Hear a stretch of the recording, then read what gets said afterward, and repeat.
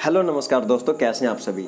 आज का टॉपिक है हमारा कि 12वीं के बाद हम आईएएस की तैयारी कैसे करें। क्योंकि आज हमारे देश में ऐसे बहुत सारे युवा हैं जो कि 11वीं 12वीं या फिर 10वीं से ही यूपीएससी के सपने देखते हैं आईएएस और आईपीएस बनने के लिए, बट उनको सही डायरेक्शन ना मिलने की वजह से वो अपने डायरेक्शन से मूव कर जाते हैं। बट आज की इस वीडियो में हम वो सारी चीज़ पे हम डिस्कस करने वाले हैं, क्योंकि आप में से कई सारे दोस्तों ने ऐसा पूछा है, साथियों ने, कि सर 12वीं के बाद हम तैयारी कैसे करें, कौन सा स्ट्रीम ले आगे जाके 12वीं के बाद, उसके बाद हमारी परसेंटेज क्या होनी चाहिए। तो उन सारी चीज़ों पे आज की इस वीडियो में हम डिस्कस करने वाले हैं। तो चलिए आइए स्टार्ट करते हैं अपने इस वीडियो को। अगर वीडियो पसंद आए तो आप हमारे इस वीडियो को लाइक जरूर करना, ओके। तो चलिए आइए जानते हैं इसके बारे में। अगर आप अभी 12वीं में है तो उसके बाद आपकी स्ट्रेटेजी क्या होनी चाहिए आईएएस की तैयारी करने के लिए, सिविल सर्विस एग्जाम देने के लिए। तो उसके लिए चलिए आइए बात करते हैं और जानते हैं पूरी इंफॉर्मेशन को बड़े ही आराम से और क्लियर शब्दों में। तो सबसे पहले जब आप 12वीं पास करते हैं तो उसके बाद आपको जो है ग्रेजुएशन करना जरूरी है सिविल सर्विस एग्जाम देने के लिए। ग्रेजुएशन आप किसी भी स्ट्रीम से कर सकते हैं, अगर आप चाहें तो आर्ट्स, कॉमर्स, साइंस। कहा जाए तो आपको जो सब्जेक्ट पसंद है उससे आप अपने ग्रेजुएशन को पहले कंप्लीट कीजिए।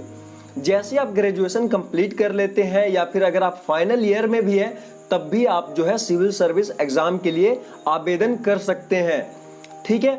तो आप अपने सब्जेक्ट के हिसाब से अपने जो है स्ट्रीम को सिलेक्ट कीजिए और अपने बैचलर डिग्री को क्लियर कीजिए।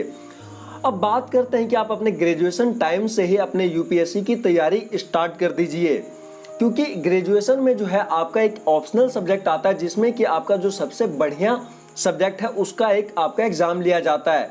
तो आप ग्रेजुएशन टाइम में ही आप अपना एक ऐसा सब्जेक्ट सेलेक्ट करें जिसमें कि आपको महारत हासिल हो, जिसमें पूछे जाने वाले किसी भी सवाल का जवाब आप बड़े ही आसानी से दे सकें।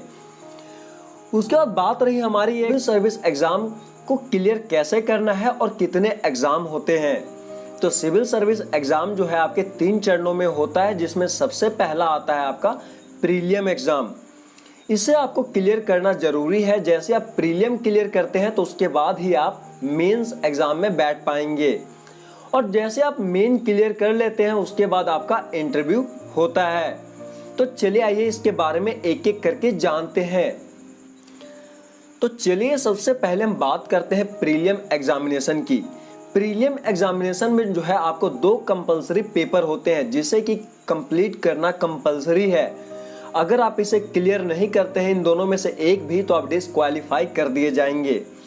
तो इन 2 पेपरों में से पहला पेपर आपका होता है जनरल एबिलिटी टेस्ट, ठीक है। इसे जिसमें कि आपकी जो है करंट अफेयर या फिर जनरल नॉलेज से रिलेटेड क्वेश्चन पूछे जाते हैं। इससे रिलेटेड कई सारे क्वेश्चन पेपर की मैंने वीडियो अपने चैनल पे डाल रखा है, अगर आप उसे देखना चाहते हैं तो देख सकते हैं। सेकेंड पेपर आपका होता है सिविल सर्विस एप्टीट्यूड टेस्ट, जिसे कि हम सीसेट कहते हैं। उसके बाद जैसे ही आप जो सवाल अपने एग्जाम को क्लियर, हमारा सेकेंड एग्जाम है मेंस एग्जाम।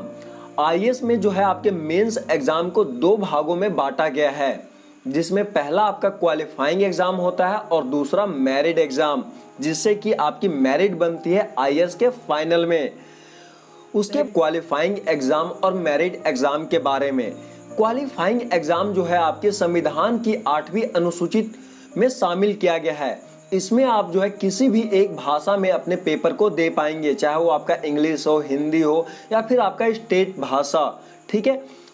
क्वालिफाइंग एग्जाम में आपके 2 पेपर लिए जाते हैं जो कि 300 मार्क्स का होता है, ठीक है। उसके बाद आपका अगला आता है मेरिट एग्जाम।